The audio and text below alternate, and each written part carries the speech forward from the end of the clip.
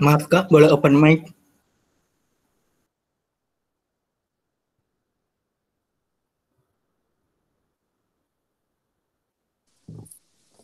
Baik, Assalamualaikum warahmatullahi wabarakatuh. Selamat malam dan juga selamat datang kepada seluruh peserta webinar Duta Bapin tahun 2020. Senang sekali saya Dita Rahayu dapat hadir di sini untuk memandu jalannya diskusi kita pada malam hari ini terkait dengan bidang literatur review. Tentu saja bersama dengan pemateri yang telah memiliki berbagai pengalaman dan juga prestasi dalam bidang keilmiahan, salah satunya adalah literatur review. Adapun agenda kita pada malam hari ini, yang pertama adalah doa, kemudian sambutan-sambutan, kemudian pemaparan materi dan dilanjutkan dengan sesi tanya jawab.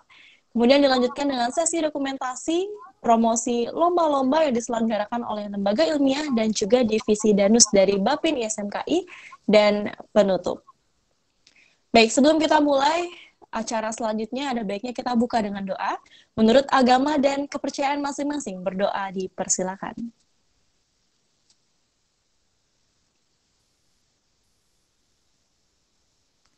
Baik, berdoa dapat diakhiri.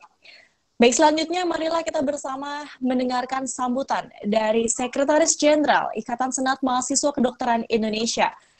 Untuk itu kami persilakan kepada Saudara Noval Faris Damas, Sarjana Kedokteran. Kami persilakan. Baik, terima kasih moderator ya yang sudah mempersilahkan, luar biasa. Bismillahirrahmanirrahim. Assalamualaikum warahmatullahi wabarakatuh. Waalaikumsalam. Oke. Alhamdulillahirrahmanirrahim.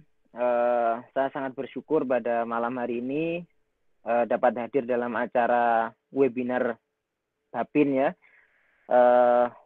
pada malam hari ini dan bisa berkumpul pertama dengan teman-teman Bapin dan juga bisa berkumpul dengan para peserta webinar. Webinar kali ini saya mendapatkan laporan dari Saudara Ridho selaku Direktur Bapin ya, bahwa acara ini yaitu akan memberikan pelatihan terkait pembuatan literatur review, lalu video, lalu poster dan sebagainya. Ya, memberikan pelatihan untuk supaya teman-teman mahasiswa sekalian, mahasiswa kedokteran bisa belajar sama-sama untuk bisa membuat hal-hal itu gitu. Karena sekarang memang banyak ya event-event yang memang yang berbasis keilmiahan, yang berbau keilmiahan, yang memang nggak mudah gitu. Nggak mudah bagaimana cara memulai untuk bisa ikut event tersebut gimana sih? Saya saja dulu juga berpikir seperti itu. Saya yakin banyak teman-teman dari semua peserta yang ada di sini adalah juga berpikir seperti itu. Gimana sih caranya membuat karya ilmiah? Gimana sih caranya membuat case report? Gimana sih caranya menulis jurnal? Gimana sih membuat literatur review dan sebagainya, artikel review dan sebagainya. Nah, jadi selain memang bertujuan untuk mungkin untuk mengikuti lomba, kompetisi dan lain sebagainya, tapi jauh di luar itu adalah itu semua sebetulnya untuk menunjang portofolio teman-teman sekalian masing-masing gitu. Karena saya yakin ketika nanti kita akan masuk spesialis, ketika kita akan melanjutkan studi di S2, S3, ataupun bahkan ada yang sampai ke luar negeri mungkin ya nantinya, bekal hal ini akan sangat bermanfaat gitu.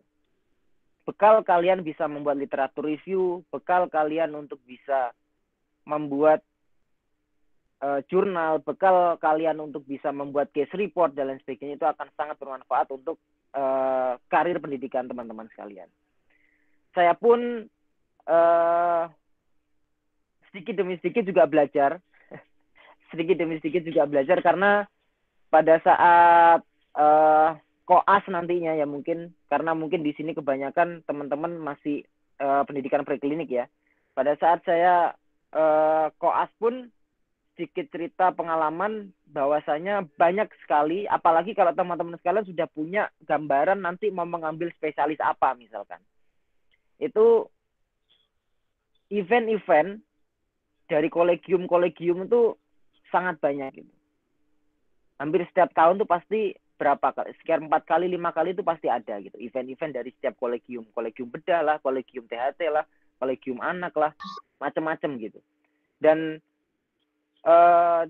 ketika kalau teman-teman sekalian tidak mulai belajar dari preklinik itu akan sangat menyusahkan ketika kita mau mengikuti event-event tersebut. Kalau kita mau ingin mengikuti kompetisi-kompetisi tersebut gitu.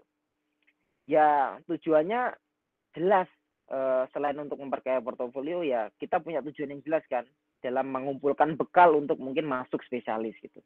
Karena saya yakin siapa sih yang di sini yang nggak ingin masuk spesialis gitu kan. Nah, itu adalah bekal yang menurut saya harus memang dimiliki oleh setiap individu di terutama mahasiswa kedokteran. Nah, ini adalah event yang sangat luar biasa yang dibuat oleh teman-teman Bapin. Saya sangat apresiasi sekali selaku Sekjen Ikatan Senat Mahasiswa Kedokteran Indonesia. Saya ucapkan terima kasih kepada Ridho dan kawan-kawan semua, pengurus Bapin, luar biasa. Di tengah pandemi seperti ini memang kita harus memutar otak ya. Tinggalkan kebiasaan-kebiasaan yang lama gitu. Jadi memang kita harus mencoba memutar otak, berinovasi di tengah pandemi yang seperti ini gitu. Bagaimana cara mensiasati bahwa event yang tadinya offline mungkin sampai akhirnya bisa dilaksanakan online itu seperti apa gitu. Apakah memungkinkan? Apakah value-nya bisa tetap dapat dan lain sebagainya. Nah itu tantangan bagi setiap organisasi saya rasa. Bukan hanya ISMKI, bukan hanya Bapin, BPN, ataupun organisasi yang lain gitu. Itu saya ingin berpesan pada teman-teman pengurus juga di sini bahwa jangan berhenti berinovasi di tengah keterbatasan pandemi COVID-19 ini. Dan ini adalah inovasi yang luar biasa saya rasa, dan impact-nya pun memberikan pembekalan kepada mahasiswa kedokteran ini juga sangat besar manfaatnya buat mahasiswa kedokteran. Selanjutnya yang terakhir saya ingin menyampaikan kepada seluruh peserta ucapan terima kasih bahwa teman-teman sekalian saya yakin yang hadir pada malam ini yang mengikuti webinar pada malam hari ini adalah memang mahasiswa kedokteran, teman-teman yang memang aware dengan masa depannya. Nah, kalau menurut saya seperti itu. Jadi teman-teman aware dengan masa depannya bahwa this is important things gitu, yang memang harus dimiliki, skill yang memang harus dimiliki oleh mahasiswa kedokteran itu adalah ini gitu. Menulis, membuat jurnal, literatur review, poster dan lain sebagainya. Nah itu saya yakin teman-teman di sini adalah orang-orang yang sadar pentingnya akan hal itu dan aware dengan masa depannya gitu untuk karirnya ke depan. Nah maka dari itu nanti silahkan diikuti event ini dengan baik, silahkan diikuti materi-materi yang disampaikan oleh pemateri. Yang saya rasa tadi saya lihat juga pematerinya dengan prestasi-prestasi yang memang tidak diragukan lagi.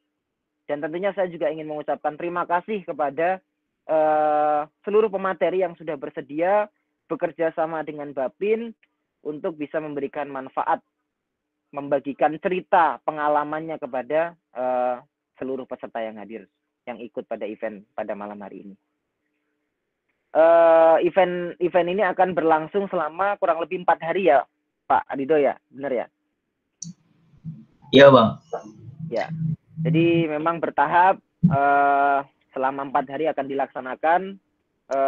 Tetap jaga semangatnya, ikuti dengan baik, insya Allah kita akan bisa dapat manfaatnya dengan maksimal. Mungkin itu saja yang bisa saya sampaikan. Semoga acaranya mulai dari hari pertama, hari ini, sampai hari terakhir nanti bisa berjalan dengan lancar. Tidak ada kendala kecil apapun, tidak ada kendala yang berarti. Terima kasih sekali lagi untuk seluruh panitia, seluruh pengurus yang sudah bekerja keras untuk merealisasikan acara ini. Semoga bermanfaat. Itu aja dari saya, kurang lebihnya saya mohon maaf. Assalamualaikum warahmatullahi wabarakatuh. Baik, terima kasih kami ucapkan kepada Saudara Naufal Faris Damas, Sarjana Kedokteran atas sambutan yang diberikan. Selanjutnya marilah kita bersama dengarkan sambutan Ketua Umum Bapin ISMKI. Untuk itu kami persilakan kepada Muhammad Ridho Devantoro, Sarjana Kedokteran, Sarjana Ekonomi. Kami persilakan. Baik, Assalamualaikum warahmatullahi wabarakatuh. Terima kasih kepada Waalaikumsalam warahmatullahi wabarakatuh. Bapak Sekjen yang sudah memenuhi undangan kami untuk memberikan sepatah dua patah kata untuk membuka jalannya acara webinar Duta Bapin ini. Dari kami, dari pihak Bapin sendiri, memang sengaja untuk membuat acara webinar ini, yaitu goals dari ide dari teman-teman pengurus, yaitu membuat suatu award dari teman-teman mahasiswa kedokteran yang sudah memenangkan berbagai kejuaraan, dan kami tuangkan di sini untuk menjadi panduan untuk mahasiswa-mahasiswa kedokteran yang lain bisa mengikuti jejak-jejak dari rekan-rekan pemateri yang sudah kami seleksi sebelumnya. Dan kami di sini mengharapkan dari acara webinar ini bisa digunakan sebaik-baiknya oleh seluruh mahasiswa kedokteran, khususnya untuk meningkatkan event dan atmosfer keilmiahan di tingkat fakultas maupun universitas, lalu kita bisa berbicara banyak di tingkat nasional maupun internasional. Mungkin itu saja sepatah dua patah kata dari saya. Assalamualaikum warahmatullahi wabarakatuh. Baik, terima kasih kepada Saudara Muhammad Ridho Devantoro, Sarjana Kedokteran, Sarjana Ekonomi, atas sambutan yang diberikan. Baik, selanjutnya kita akan langsung menuju agenda utama, yakni pemaparan materi. Sebelumnya izinkan saya untuk memperkenalkan pemateri kita pada malam hari ini, Putu Nandika Tunggayudanti Mahardani, atau kerap disapa dengan Nandika, merupakan mahasiswi Fakultas Kedokteran Universitas Udayana. Lahir di Denpasar pada tanggal 3 November 1999, Nandika sendiri telah memiliki berbagai prestasi dan juga pengalaman dalam dunia keilmiahan, di antaranya juara satu literatur review tingkat internasional Medical Fiesta yang dilaksanakan oleh Universitas Brawijaya pada tahun 2019, serta juara satu lomba literatur review tingkat nasional Universitas Katolik Atmajaya yang diselenggarakan pada tahun 2020. Perlu kami sampaikan peraturan peserta webinar Duta Bapin pada malam hari ini. Yang pertama adalah mengisi pretest yang dibagikan di multiple chat line sebelum acara webinar dimulai sesuai waktu yang telah ditentukan. Yang kedua adalah memasuki room meeting sesuai waktu yang telah ditentukan. Yang ketiga, tidak membuat keributan selama pelaksanaan webinar, baik seperti melakukan spam chat, mengalihfungsikan layar, dan sebagainya.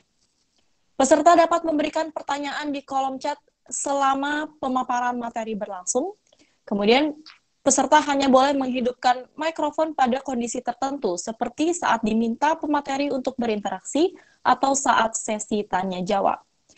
Peserta mengisi kuesioner dan post-test di akhir kegiatan webinar, dan Google Form akan ditutup saat waktu yang telah ditentukan.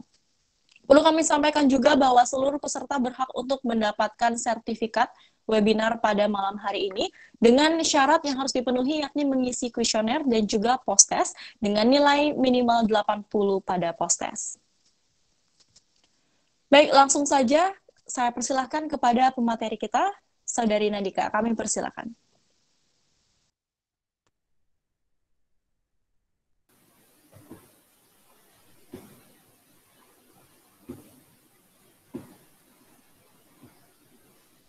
Halo, suaranya kedengeran? Ya, sudah. Sudah dapat kami dengar. Presentasinya udah kelihatan ya?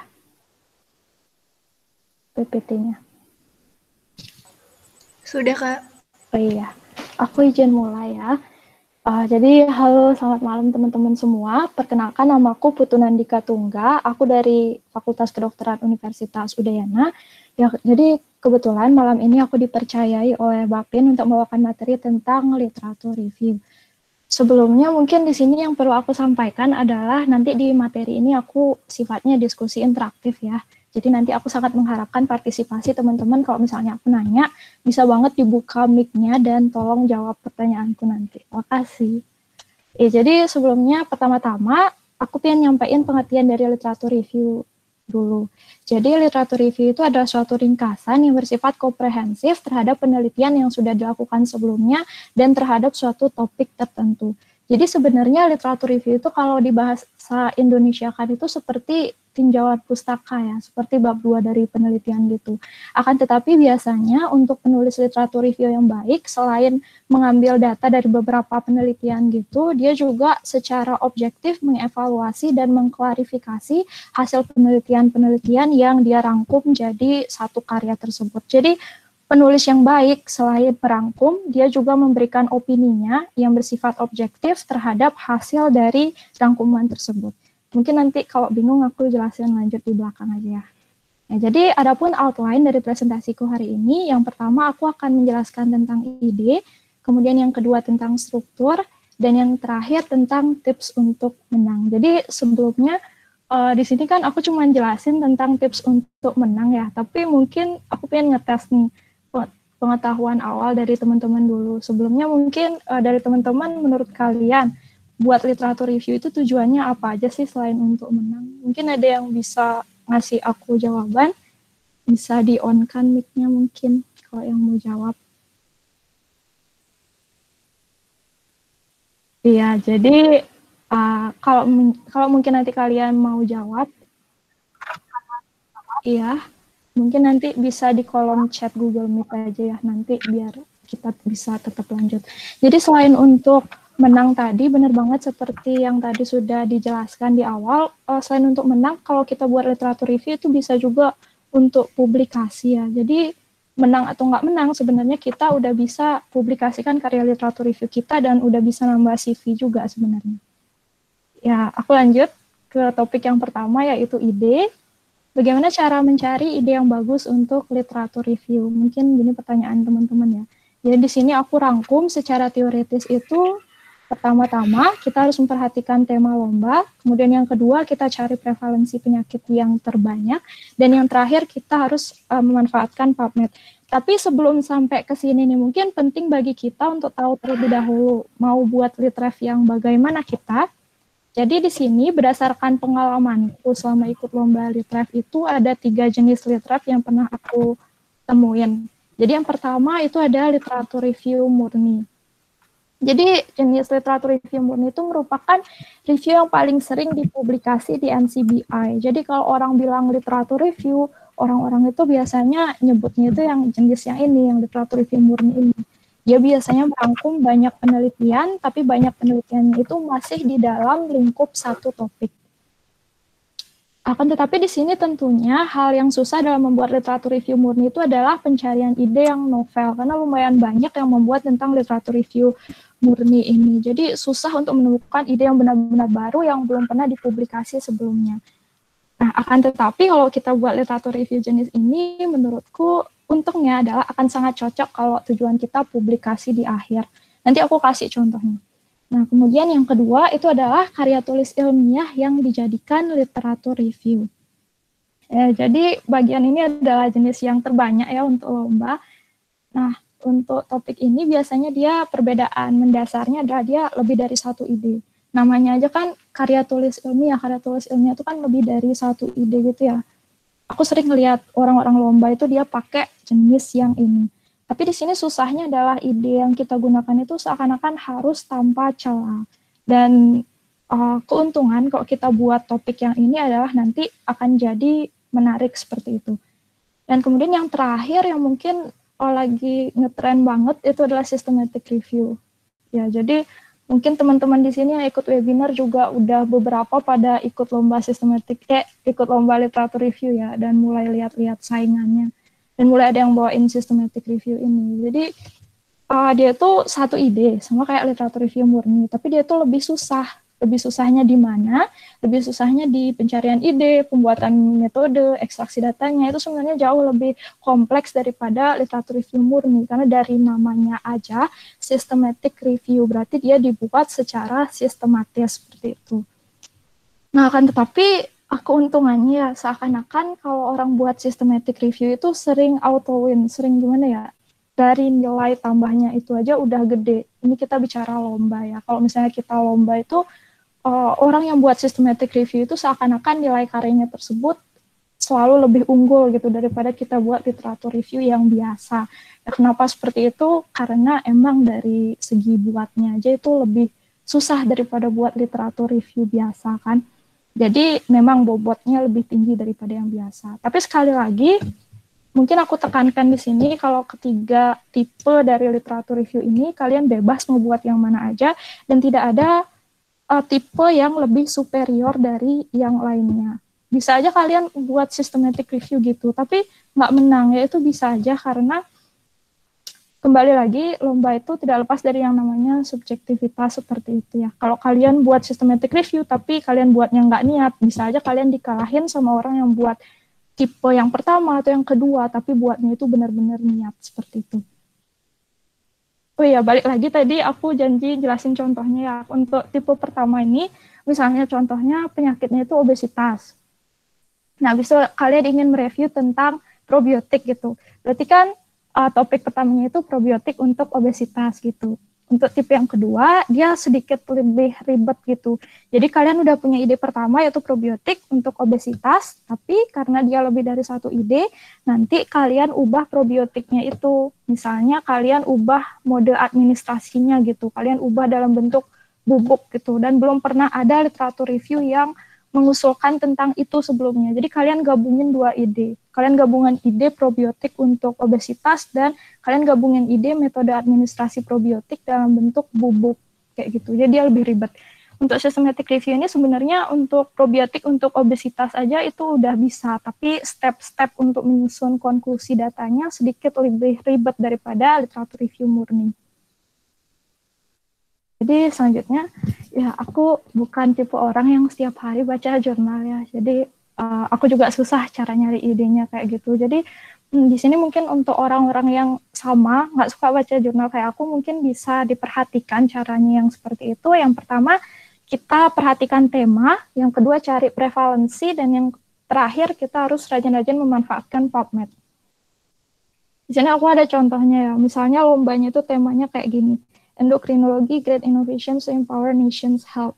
Nah, di sini kan tema besar lombanya adalah endokrinologi. Kemudian kita lihat prevalensi penyakit terbanyak untuk endokrinologi adalah diabetes mellitus. Selanjutnya, yang terbanyak ya penyakitnya, prevalensi penyakit terbanyak. Tujuannya biar kebermanfaatan dari literatur review kalian itu lebih besar gitu.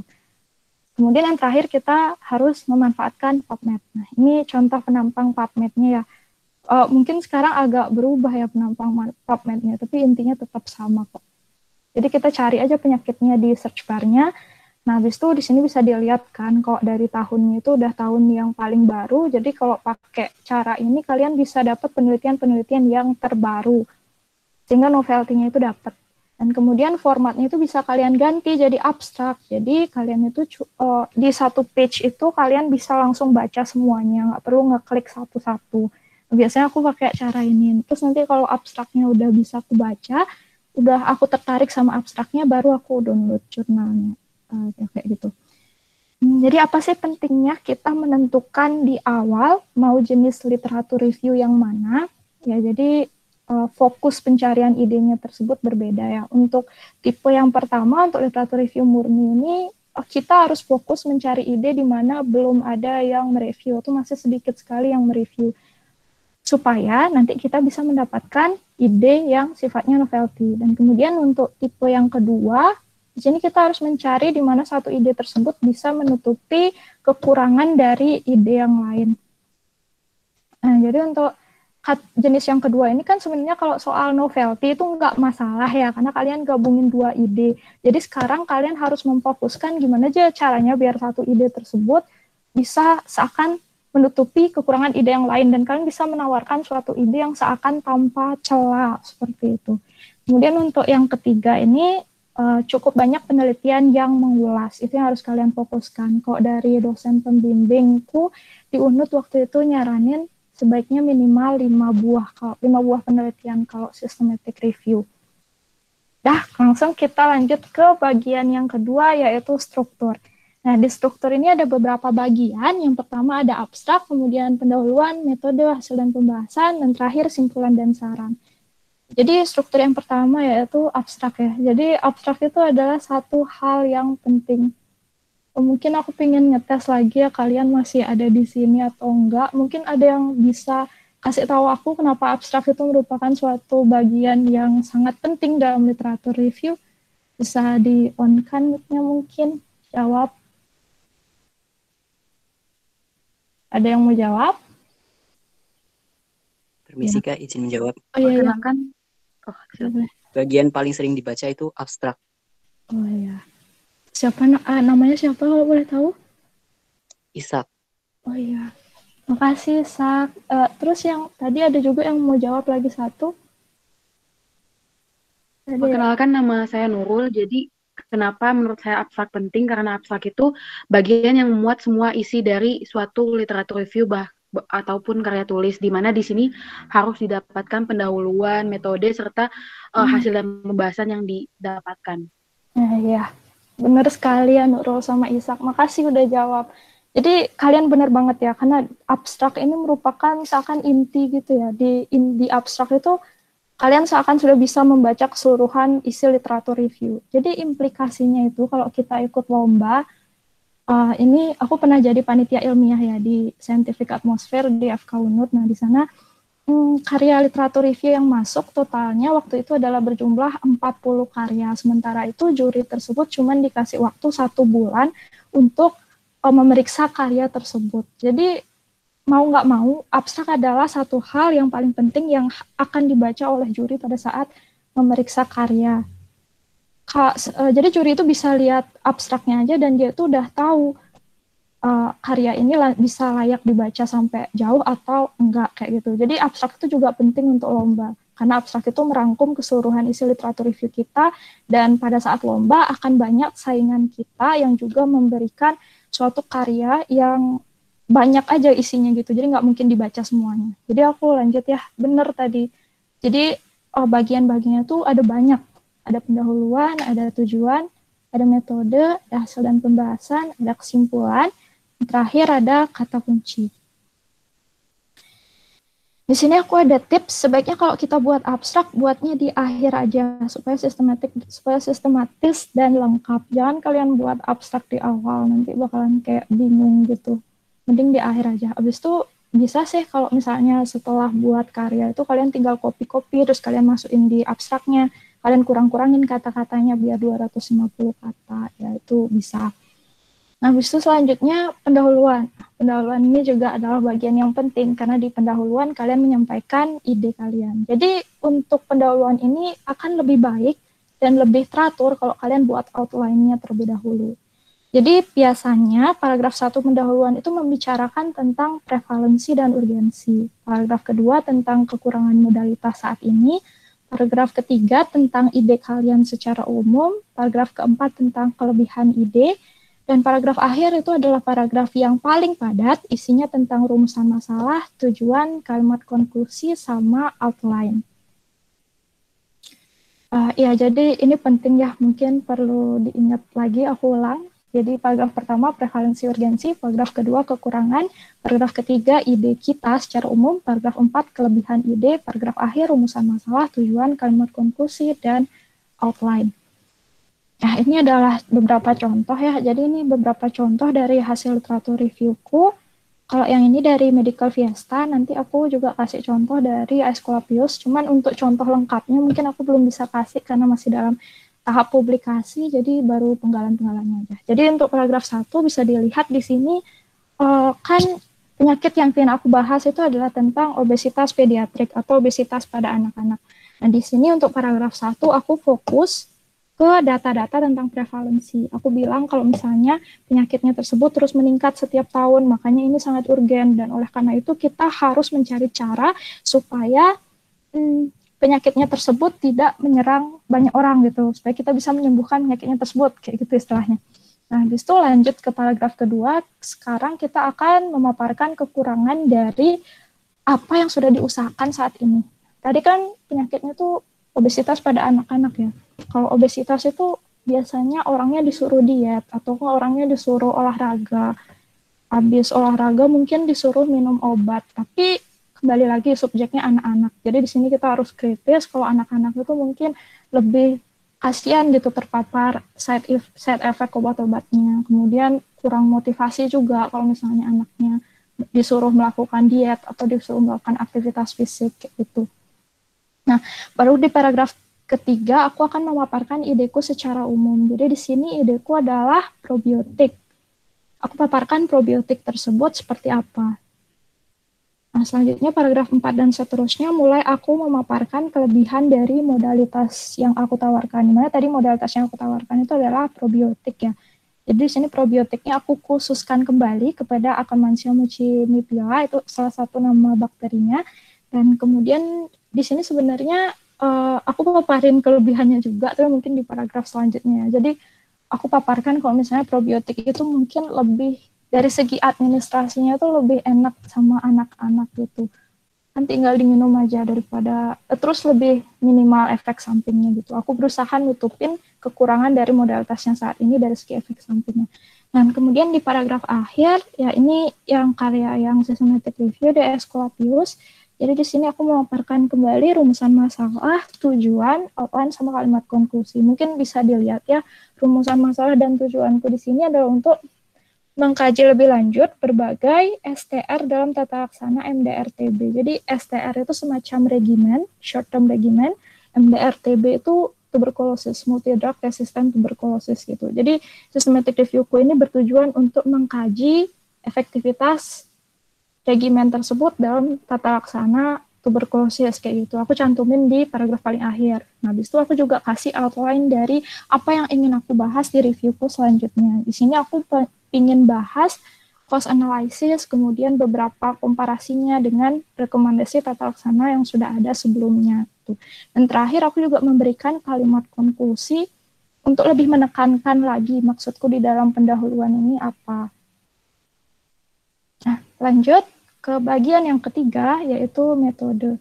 Sebenarnya metode untuk buat literatur review ini, waktu itu aku cukup sih buatnya satu paragraf aja. Tapi kalau untuk systematic review itu tak cukup buat satu paragraf, itu lebih panjang lagi isinya. Kita bicarain literatur review dulu ya. Jadi, yang harus dicantumin di sini pertama adalah search engine. Jadi, di sini aku cantumin search engine-ku, PubMed dan ScienceDirect. Aku juga cantumin tanggal aku nyari, kemudian keyword-nya apa. Dan selanjutnya, yang kedua yang harus dicantumin itu adalah kriteria inklusi dan eksklusi. Bisa dilihat di sini inclusion kriteria aku adalah in vivo sama studi klinis ya, dengan jarak waktu 5 tahun. Sementara kriteria eksklusiku misalnya in vitro kayak gitu. Nah, setelah itu aku juga memaparkan jumlah akhir ini. Yang kayak gini ya. Sebenarnya jumlah awal itu juga penting, tapi aku jarang cantumin kok di literatur review. Udah, kayak gitu. Setelah itu mungkin tips yang bisa aku kasih ke teman-teman di sini adalah penggunaan Prisma ya. Mungkin buat teman-teman yang belum tahu, jadi Prisma itu ya bisa dicari di Google juga ya. Jadi Prisma itu adalah suatu tabel. Tabelnya tersebut sistematis tentang metode pembuatan systematic review dan meta-analisis sebenarnya. Tapi aku nggak tahu kenapa makin kesini aku makin sering lihat orang pakai Prisma. Dan jurinya juga nggak ada komentar apa-apa. Malah kelihatannya metode mereka kelihatan lebih sistematis gitu. Jadi nanti mungkin bisa didiskusikan sama dosen pembimbingnya apakah mau pakai Prisma atau tidak. Itu dari tren yang aku amati saat ini aja. Selanjutnya, hasil dan pembahasan. Jadi hasil dan pembahasan ini mungkin yang sering aku lihat ya dari teman-teman. Buatnya itu dalam bentuk narasi, panjang banget gitu. Ya, boleh sih buat dalam bentuk narasi, tapi kembali lagi karya yang masuk di dalam penjurian lomba itu sangat banyak. nggak mungkin juri baca karya kalian sampai habis semuanya. Jadi akan sangat bagus kalau kalian ubah juga ke dalam bentuk tabel dan skema. Contohnya ini seperti yang di kanan ya, ini buatan timku tentang mode administrasi. Bisa juga kalian buat skemanya itu di patogenesis atau farmakodinamik, itu juga bisa. Ya, buat kayak gini. Biar kan gimana ya, kalau juri lihat karya kalian tuh mereka langsung dengan lihat skema aja bisa langsung paham gitu kalian mau nyampein apa di hasil dan pembahasan gitu. Kemudian yang terakhir, kesimpulan dan saran. Kesimpulan itu tentunya menjawab rumusan masalah ya. Masih ingat nggak tadi rumusan masalahku di contoh di awal apa? Kan mengkaji efektivitas STR terhadap tata laksana MDRTB. Jadi di sini aku menjawab rumusan masalah yang tadi berdasarkan analisis yang telah aku lakukan di hasil dan pembahasan. Jadi secara keseluruhan STR memberikan efektivitas yang baik pada tata laksana MDRTB. Kayak gitu aku tulis. Kemudian di sini aku juga memberikan saran yang spesifik. Salah satu hal lain yang jadi komentar juri waktu itu yang pernah aku tahu adalah kalau kita ngasih saran itu jangan cuman lebih baik, sangat disarankan untuk melakukan penelitian lebih lanjut. Penelitian lebih lanjut diperlukan kayak gitu. Penelitian lebih lanjut tentang apa? Nah, biasanya orang-orang tuh nggak spesifik sampai sana. Padahal itu juga perlu. Bisa dilihat di sini contohnya. Penelitian lebih lanjut mengenai tingkat keberhasilan beberapa STR baru diperlukan untuk menilai efektivitas beberapa STR pada setting lainnya. Seperti itu contohnya ya. Jadi harus spesifik. Kemudian ini juga tips aja. Aku nggak selalu pakai tips ini. Berarti kalau kalian bisa coba untuk challenge guideline terbaru. Kalian berdasarkan hasil dari analisis literatur review kalian bisa memberikan pendapat secara objektif seperti yang tadi aku katakan di depan tentang penulisan literatur review yang baik. Kalian bisa aja bilang, sebaiknya kayak gini nih, sebaiknya rekomendasi oral regimen tersebut diganti dengan rekomendasi STR regimen kayak gitu berdasarkan apa yang sudah kalian analisis. Tapi kembali lagi tentunya ya guideline terbaru itu dibuat oleh orang-orang pintar. Jadi mungkin kalian juga harus lebih banyak konsultasi ke Dosbing, kalian juga harus lebih banyak baca untuk bisa melakukan challenge terhadap guideline terbaru ini. Kalau kalian sudah bisa melakukan itu hebat berarti. Nilai kebermanfaatan dari literatur review kalian itu sangat besar. Tapi kembali lagi aku juga nggak sering sebenarnya pakai tips ini, jarang banget sebenarnya aku pakai. Nah, habis itu kita masuk ke bagian paling terakhir ya, tips untuk menang. Jadi mungkin pertanyaan dari teman-teman adalah, apa yang membuat literatur review itu menang? Sini secara teoritis aku punya jawabannya.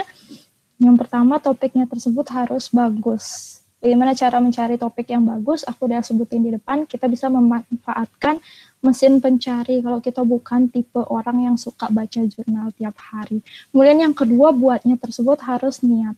Buatnya niat itu kalian gimana ya, nggak bisa buat literatur review itu cuman pas extend gitu baru buat ya, sebaiknya jangan kayak gitu ya, kecuali kalian orang yang sangat jenius seperti itu bisa buatnya dalam 3 hari ya boleh, nggak kenapa, tapi akan lebih baik kalau kalian buatnya di dalam jangka panjang supaya kalian bisa membuat setiap bagian dari literatur review tersebut kayak sempurna aja gitu. Kalian udah berusaha maksimal untuk membuat literatur review tersebut, karena kan ya ikut lomba itu juga revisnya mahal ya, jadi kalian harus maksimalin aja, kalau nggak maksimal buat apa ikut lomba gitu. Kemudian yang terakhir, presentasinya itu sendiri mantap. Bagaimana presentasi yang mantap? Mungkin ini perlu aku ceritakan di lain kesempatan, tapi presentasi yang mantap itu tentunya adalah presentasi yang nggak H-1 baru dipikirin, jadi jangan pikirin gimana ya, buatnya tersebut udah dari jauh-jauh hari, latihannya udah dari jauh-jauh hari, dan jangan cuma latihan presentasi, kalian juga harus prediksi nanti juri bakal nanya apa tentang literatur review kalian, biar kalian lebih siap lagi. Tapi sebelumnya nih, mungkin penting bagi aku buat nanya ke kalian, kenapa sih kita harus menang? Apakah lomba itu tujuan akhirnya selalu menang? Ya, aku ngajak teman-teman pertimbangkan sebelumnya di sini ya, cepat aja. Jadi, ya, kalau aku ikut lomba tujuannya memang untuk menang. Maksudnya kayak ngapain sih kita ikut lomba kalau nggak menang gitu loh. Masa ada orang ikut lomba buat kalah kayak gitu kan, nggak kayak gitu ya. Tapi mungkin hal yang sering dilupakan sama orang-orang ini adalah lomba itu juga merupakan salah satu kesempatan belajar yang sangat penting dan paling penting. Kemudian orang yang menang lomba itu bukan dewa, maksudnya bukan yang pintar segalanya gitu, yang sangat pintar kayak gitu, enggak. Karena penilaian literatur review sekali lagi tidak lepas dari yang namanya subjektivitas. Di sini aku ceritain pengalaman pribadiku ya. Kalau di Bali, aku terbiasa buat latihan presentasi itu yang penting waktunya cukup. Jadi ya aku cepet-cepet aja gitu presentasi. Aku cepet-cepet dan timbul kayak mindset gitu di pikiranku kalau aku presentasi cepet-cepet itu nggak apa untuk juri di Bali kayak gitu. Mereka kayak diem aja kayak gitu, dan aku lihat yang menang-menang itu justru presentasinya cepet-cepet. Nah itu aku mulai berpikir, oh mungkin gara-gara kelihatan pintar kali ya kalau kita ngomong cepet-cepet kayak gitu. Mungkin aku ngomong cepet-cepet di presentasi, maaf. Kemudian terus aku lomba di Jawa kan, dan aku presentasi kayak biasa, aku presentasi cepet-cepet kayak gitu. Nah ternyata juri di Jawa tuh kayak marah-marah gitu, terus kayak negur gitu, kayak bilang, kamu ngapain presentasi kayak gini, saya nggak ngerti kamu bilang apa, presentasimu kayak dikejar setan kayak gitu. Jadi ya itu dari segi presentasi aja udah kayak gitu ya, maksudnya subjektif. Juri di Jawa itu beda dengan juri di Bali, itu contohnya aja kayak gitu. Tapi juri masing-masing lomba itu tentunya kan juga pribadi yang berbeda satu sama lain. Jadi memang tidak sesubjektif poster penilaiannya, tapi juga tidak lepas dari subjektivitas.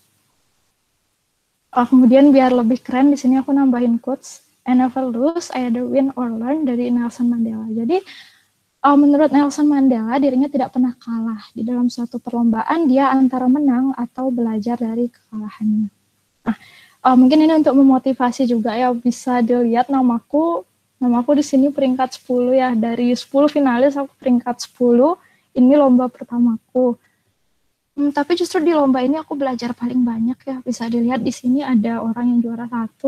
Nah, ini di Matt Johnson, lomba pertamaku, dan di sini aku belajar kalau misalnya karya kajian sistematis itu systematic review, karyanya itu sangat bagus gitu, bobotnya itu tinggi, dan sejak saat itu aku mulai belajar cara buat systematic review. Sejak saat itu juga aku mulai belajar dari finalis-finalis yang lain bagaimana cara presentasi yang benar dan bagus gitu menurut mereka, bagaimana cara presentasi yang baik, dan aku mulai mengembangkan diriku dari sana. Jadi intinya di sini adalah ada beberapa hal yang mungkin aku nggak bisa kasih tahu ke kalian, dan ada beberapa hal yang mungkin kalian bisa pelajarin hanya dengan ikut lombanya sendiri dan belajar dari sana. Jadi kesimpulannya menang itu penting, tapi belajar itu juga penting. Jadi kembali ke pertanyaan awal, apa yang buat literatur review itu menang? Jawaban teoretisnya itu adalah topiknya bagus, buatnya niat, dan presentasinya mantap, tapi satu hal yang sering dilupain sama semua orang itu adalah namanya proses belajar. Kita nggak bisa lihat orang yang menang dan berpikir, wah dia sangat hebat kayak gitu, ya nggak kayak gitu ya. Mungkin orangnya itu lebih banyak proses belajarnya daripada kalian. Mungkin orangnya itu lebih banyak nangis karena kalah daripada kalian, kan kita nggak tahu proses yang di belakangnya juga. Makanya mungkin kita harus belajar lebih banyak tentang literatur review ini dari ikut lomba-lomba. Sekian presentasiku hari ini, terima kasih.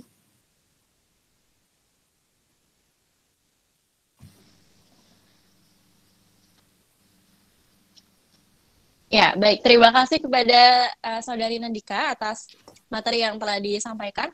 Selanjutnya kita akan melanjutkan ke sesi tanya-jawab. Nah, jadi untuk sesi yang pertama, kami akan membuka untuk 3 pertanyaan.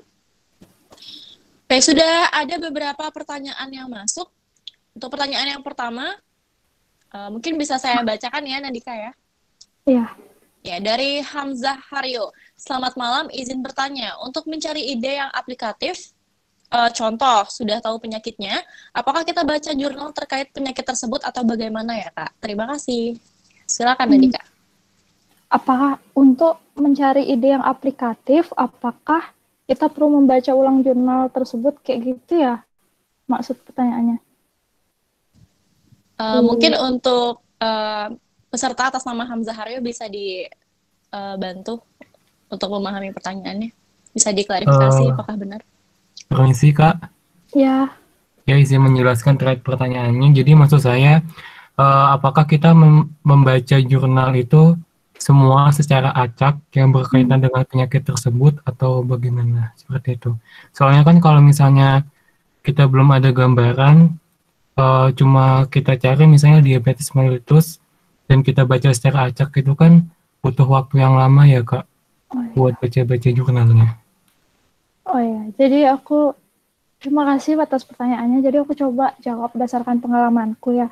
Jadi biasanya emang aku nyari penyakitnya, tapi yang keluar itu biasanya bukan penyakitnya secara umum. Biasanya yang keluar itu adalah penelitian-penelitian yang sudah ada tentang modalitas-modalitas terbaru untuk diabetes mellitus itu. Jadi aku lebih fokus ke modalitasnya setelah aku baca kayak gitu.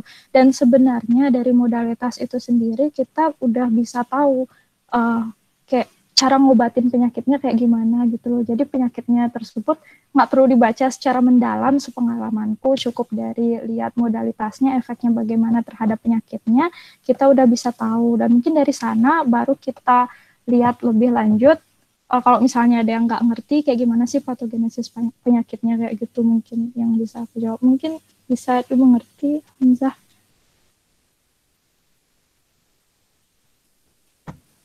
Kak, apakah boleh memberikan feedback? Memberikan feedback. Maksudnya? Masih, saya ingin nanya lagi. Ya, silakan singkat saja. Ya, berkaitan dengan pertanyaan tadi? Ya. Ya, silakan jadi saja. misalnya kita sudah tahu modalitas terbarunya seperti apa, terus ada kekurangannya. Nah, kemudian untuk mencari solusi terkait kekurangan dari modalitas tersebut seperti apa ya, Kak? Mencari solusi dari kekurangan tersebut ya tentunya kalian harus banyak baca ya, nggak bisa kayak ya kita juga masih gimana ya, masih belajar gitu, masih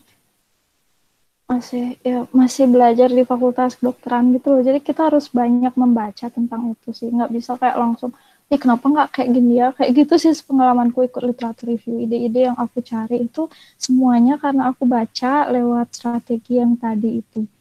Karena banyak baca aja kayak gitu. Baik, terima kasih Kak. Ya, sama-sama. Baik, terima kasih kepada Saudara Hamzah Haryo. Nah, kita lanjut ke pertanyaan yang kedua. Ya, pertanyaan dari Rahma Hermawan. Selamat malam Kak, dalam penulisan review pada subbahasan yang mana saja ya yang perlu menggunakan citasi jurnal dan narasi pembuat review. Ketika mencantumkan statement dari jurnal tertentu, apakah harus diparafrase atau tetap menuliskan sebagaimana yang ditulis di jurnal tersebut? Ya, silakan Nandika. Oh ya, ya aku izin coba jawab ya dari Rahma. Terima kasih atas pertanyaannya. Jadi subbahasan mana yang perlu menggunakan citasi jurnal? Sebenarnya aku dari awal ya, abstrak itu nggak perlu. Pendahuluan itu perlu, karena kita ada ngambil dari jurnal orang lain kan. Kemudian untuk metode nggak perlu. Kecuali ya systematic review nanti, bahasan yang beda. Kemudian untuk hasil dan pembahasan itu perlu. Kesimpulan dan saran nggak perlu citasi jurnal. Intinya, bagian manapun di mana kalian mencoba untuk mengambil data dari jurnal orang lain, itu perlu citasi jurnal. Intinya kayak gitu. Sedangkan untuk narasi, literatur review dibuat dalam bentuk narasi ya. Narasi pembuat reviewnya maksudnya kayak opininya kita. Kalau opininya kita itu mungkin di bagian kesimpulan dan saran aja bisa diberikan. Di bagian pendahuluan itu sebenarnya kita sudah memberikan opini dengan memberikan ide kita gitu kan. Jadi ya aku rangkum di pendahuluan sama di kesimpulan dan saran. Habis itu ketika mencantumkan statement dari jurnal tertentu, apakah harus diparafrase? Ya harus diparafrase. Kalau nggak gitu nanti namanya plagiat. Ya mungkin sekian dari Rahma, apakah cukup? Sudah terjawab Kak, terima kasih. Ya sama-sama. Ya baik, terima kasih Nandika dan terima kasih kepada Rahma Hermawan. Baik, mohon maaf. Baik, selanjutnya kita lanjutkan ke pertanyaan selanjutnya dari Desa Indri. Malam, bagaimana menentukan kriteria inklusi dan eksklusinya? Apakah harus berdasarkan suatu studi atau literatur tertentu, atau bisa kita buat sesuai yang kita inginkan? Terima kasih. Nah, sebelum dijawab, kami ingatkan kembali kepada seluruh peserta webinar malam hari ini untuk tidak meninggalkan ruang Google Meet terlebih dahulu, karena nanti di akhir kami akan membagikan contoh karya yang dibuat oleh pemateri kita.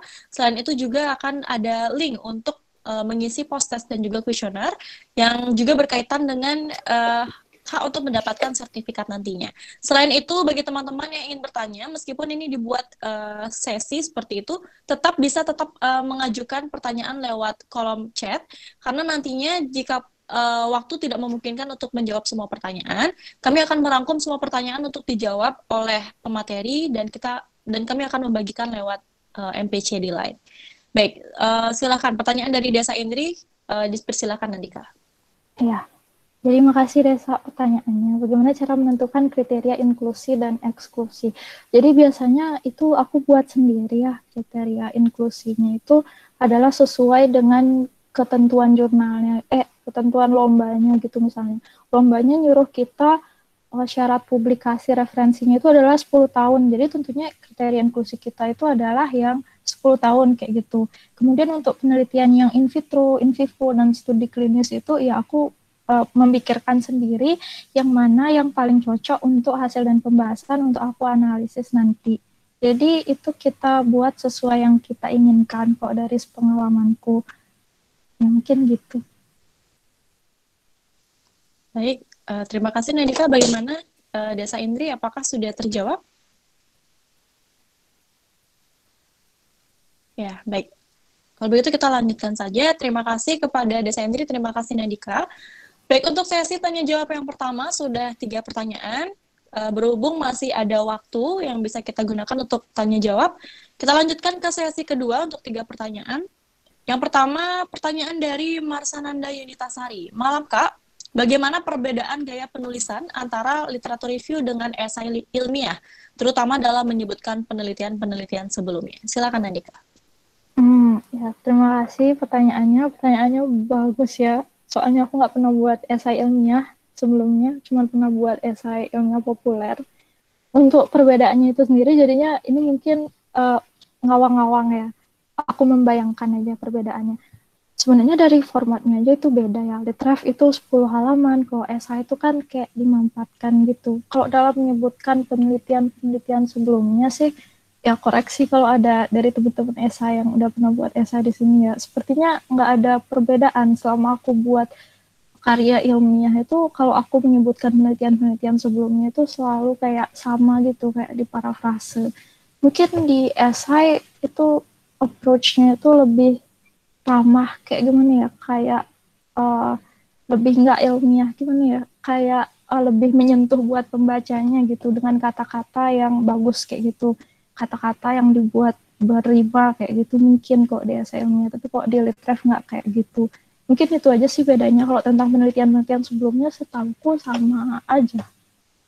Apakah terjawab dari Marsananda Yunitasari? Oh ya, baik Kak. Terima kasih Kak udah cukup menjawab.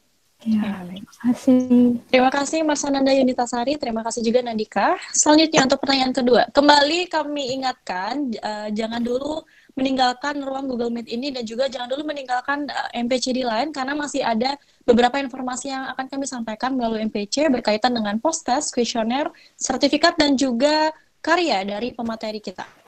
Oke, pertanyaan kedua untuk sesi yang kedua. Dari Dwi Puspa Anjani. Malam Kak, izin bertanya. Seperti yang telah dijelaskan sebelumnya, untuk systematic review minimal 5 jurnal yang dipakai. Bisa diberikan contoh Kak, idealnya 5 jurnal utama tersebut membahas mengenai apa saja. Terima kasih sebelumnya. Silakan Nandika. Terima kasih Dwi Puspa pertanyaannya. Jadi sebelumnya systematic review itu dia agak berbeda dengan literatur review ya. Jadi systematic review itu bertujuan untuk menjawab suatu pertanyaan yang khusus secara sistematis kayak gitu. Jadi kan aku bilang minimal 5 jurnal yang dipakai.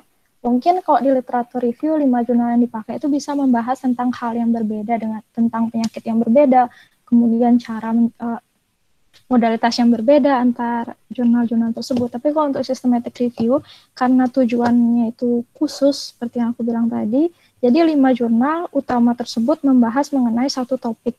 Misalnya tadi contohnya kan regimen untuk rumusan masalahnya adalah bagaimana efektivitas suatu regimen untuk mengobati tuberkulosis. Jadi 5 jurnal yang kita pakai itu adalah yang memuat tentang efektivitas regimen tersebut dalam mengobati tuberkulosis. Jadi yang penting jurnal tersebut memuat data mengenai efektivitas, itu aja. Mungkin emang agak susah sih, kalau systematic review ngertinya dia agak beda sama literatur review. Mungkin dari Dwi Puspa bisa dimengerti.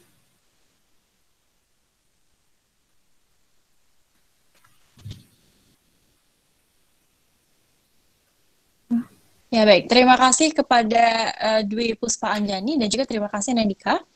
Baik, untuk pertanyaan terakhir di sesi kedua ini, pertanyaan dari Arif Ritonga.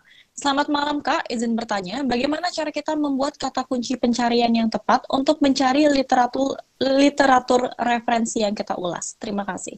Silakan Nandika. Ya, jadi aku izin coba jawab. Jadi berdasarkan pengalamanku aja ya, cara membuat kata kunci pencarian untuk mencari literatur referensi. Biasanya aku pakai penyakit yang prevalensinya terbanyak, yang kayak tadi aku jelasin tuh ya, diabetes mellitus gitu misalnya. Nah, setelah aku cari kayak gitu, biasanya kan jurnal terbaru tuh keluar.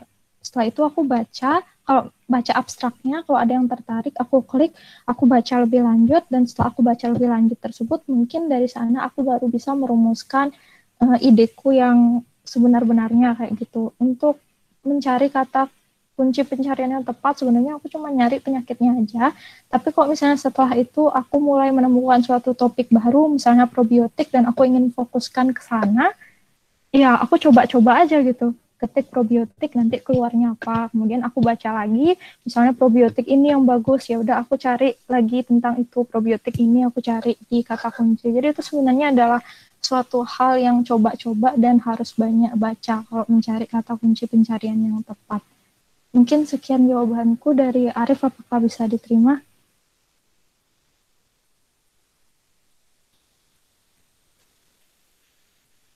Ya, bagaimana Arif? Apakah sudah terjawab pertanyaannya?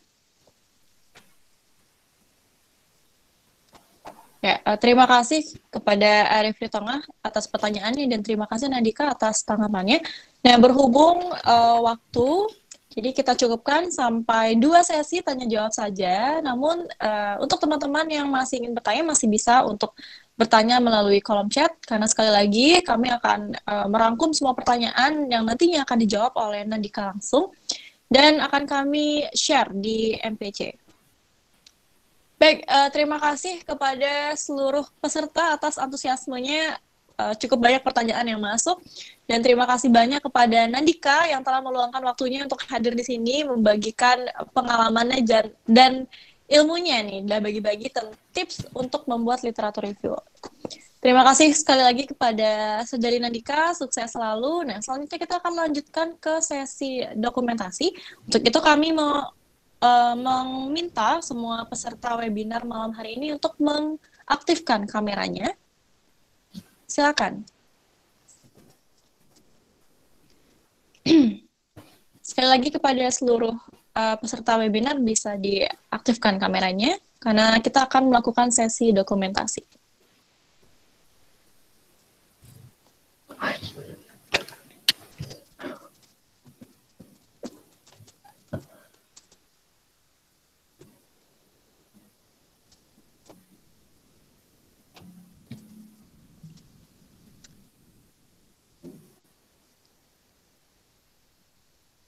Oke, siap semua ya.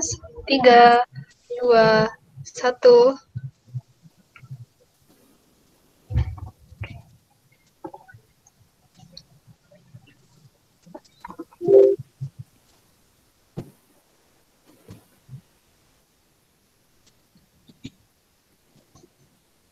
Sekali lagi, 3, 2, 1. Baik, sudah cukup. Ya, baik. Terima kasih. Sekali lagi terima kasih kepada Saudari Nandika yang telah meluangkan waktunya untuk hadir di sini. Semoga selanjutnya kita masih memiliki banyak kesempatan untuk bertemu dan berdiskusi lagi mengenai literatur review. Baik, selanjutnya agenda akan kita lanjutkan dengan promosi lomba-lomba keilmiahan yang dilaksanakan oleh lembaga-lembaga keilmiahan. Silakan kepada operator untuk menampilkan slide-nya.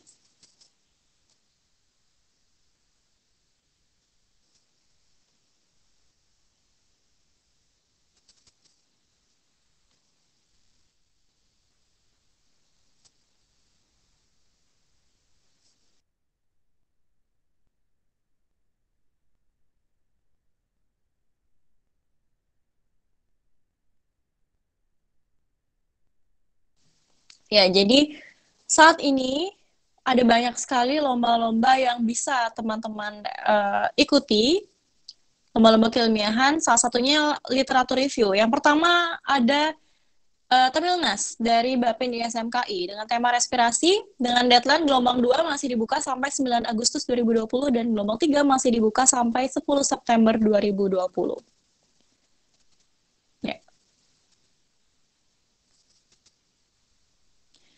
Selanjutnya ada lomba dari Fakultas Kedokteran Universitas Indonesia dengan tema cancer. Salah satu lombanya adalah literatur review dengan deadline untuk gelombang keduanya sampai 18 Juli 2020. Hari ini ya. Ya, next.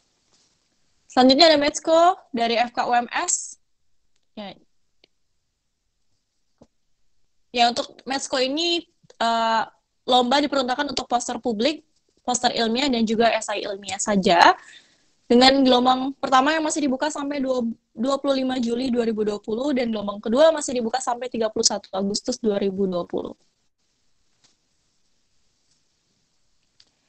Selanjutnya ada dari FKUNS, Maths Motion, dengan tema digestif. Ya, untuk Maths Motion ini ada untuk literatur review dengan deadline yang extend ya sampai 22 Juli 2020.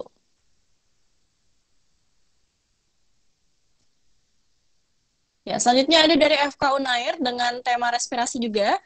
Salah satunya ada untuk literatur review. Nah, teman-teman bisa ikut dengan deadline yang di-extend sampai 22 Juli 2020.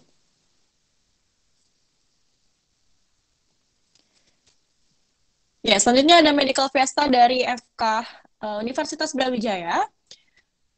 Untuk lombanya, salah satunya bisa literatur review juga dengan deadline yang diperpanjang sampai 20 Juli 2020. Ya, selanjutnya ada ARC dari FK Unismuh Makassar dengan tema neurologi. Untuk lombanya juga ada untuk literatur review dengan deadline diperpanjang hingga 8 Agustus 2020.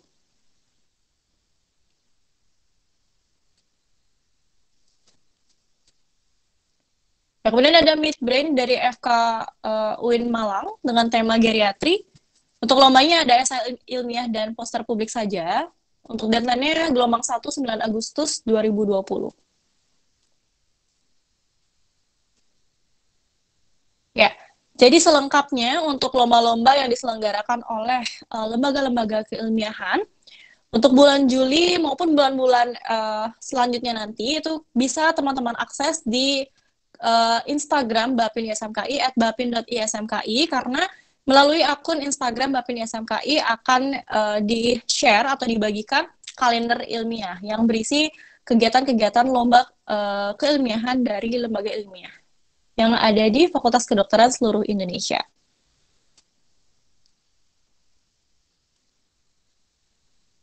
Baik, dengan berakhirnya sesi tanya jawab dan juga promosi dari lomba-lomba lembaga ilmiah tadi, maka sekaligus menutup jumpa kita pada malam hari ini. Namun jangan lupa setelah ini kami akan membagikan link untuk post-test dan juga kuesioner melalui MPC. Jadi jangan sampai teman-teman melewatkan karena berkaitan dengan syarat sertifikat. Oke, sebelumnya ada lagi promosi dari divisi Danus atau Dana Usaha Bapin ISMKI. Kami persilakan kepada operator.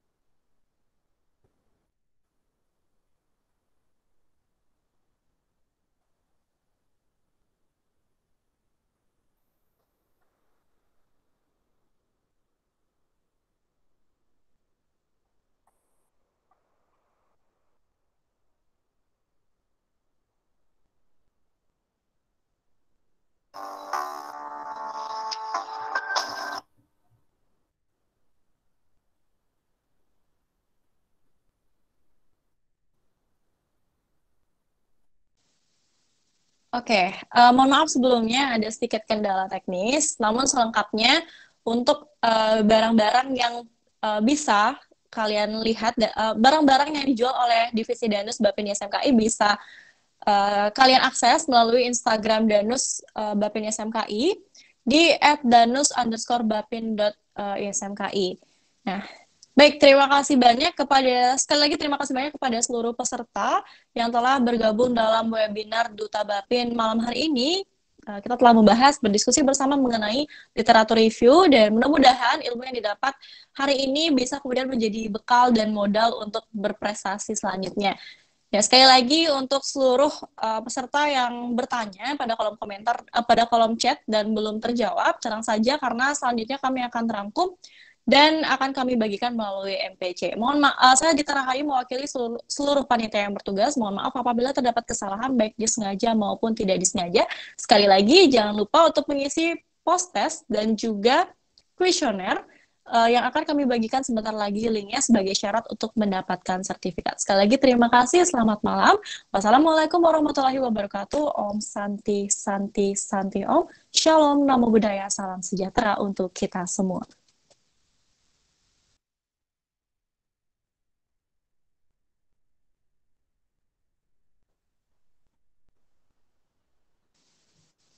Baik, perlu kami informasikan juga untuk pengisian post test, durasi yang kami berikan adalah selama 30 menit.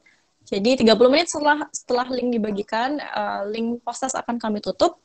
Sekali lagi jangan lupa untuk diisi sebagai syarat untuk mendapatkan sertifikat dari webinar malam hari ini. Terima kasih.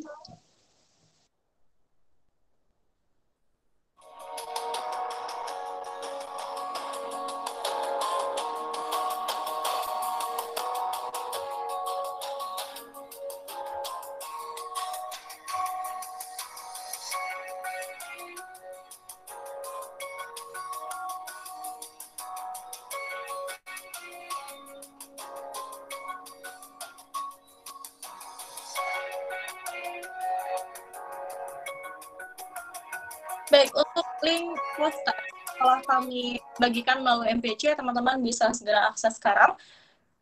Kami akan memberikan waktu selama 30 menit, jadi sampai 21.55 waktu Indonesia Barat.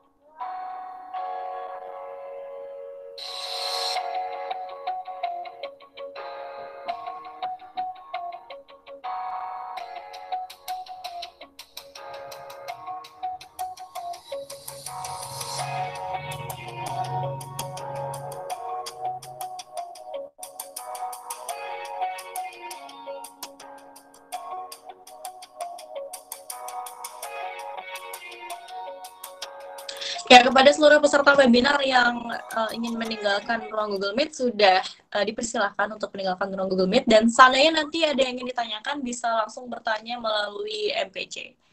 Terima kasih.